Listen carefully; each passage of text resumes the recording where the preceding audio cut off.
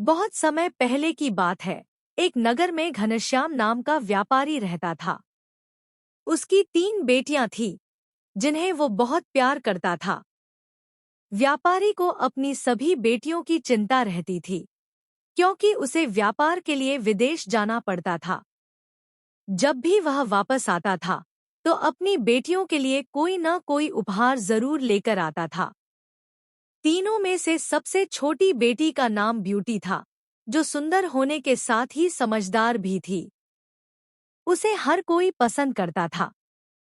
एक बार घनश्याम को व्यापार के सिलसिले में समुद्र के पार जाना पड़ा।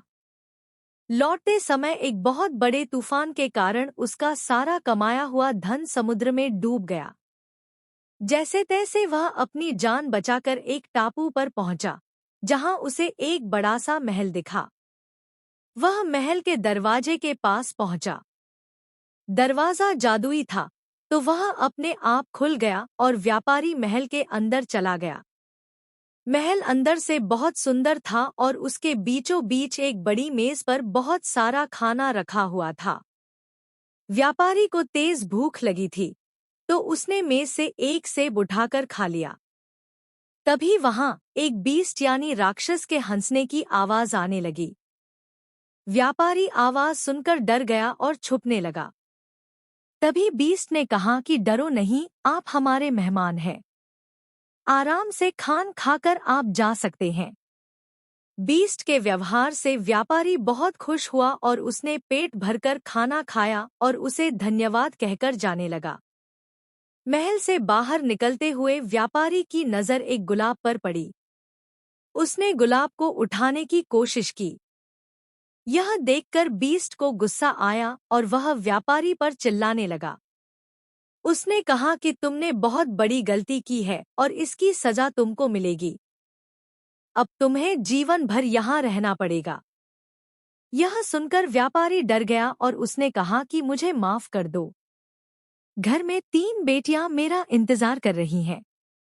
मेरे अलावा उनका कोई नहीं है। तब बीस्ट ने कहा कि यदि तुमको यहाँ नहीं रहना है, तो तुम्हारी जगह किसी और को यहाँ रहने के लिए भेज दो। व्यापारी दुखी होकर अपने घर चला गया और उदास रहने लगा। उसकी उदासी देखकर तीनों बेटियों ने कारण पूछा। तब घनश्याम ने राक्षस के महल की पूरी बात बता दी। पिता की बात सुनकर ब्यूटी कहती है कि वो महल जाने के लिए तैयार है। घनश्याम ने उसे समझाना चाहा कि ऐसे ही किसी महल में जाकर रहना अच्छा नहीं होगा। उसका पूरा जीवन बर्बाद हो जाएगा। ब्यूटी ने पिता की बात बिल्कुल नहीं सुनी। मजबूर होकर घनश्याम ने बीस्ट के महल में अपनी सबसे छोटी बेटी को भेज दिया। महल जाकर ब्यूटी ने सभी को अपने स्वभाव से दोस्त बना लिया। बीस्ट भी उससे खुश था। थोड़े समय बाद बीस्ट को ब्यूटी पसंद आने लगी थी और वो उससे शादी करने के सपने देखने लगा। यह सपना देखते ही वो हर बार यह सोचकर डर जाता था कि वह एक राक्षस है। उससे इतनी अच्छी लड़की कैसे प्यार कर सकती है।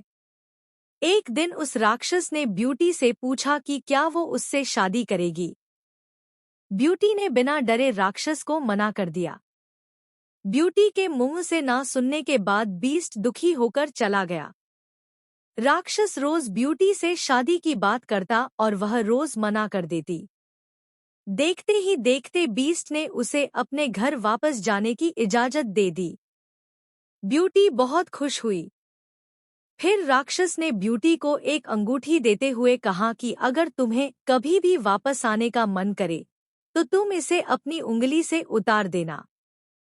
ब्यूटी घर पहुंची और अपने परिवार के साथ खुशी खुशी रहने लगी। 2 हफ्ते बाद उसे अचानक राक्षस की याद आई।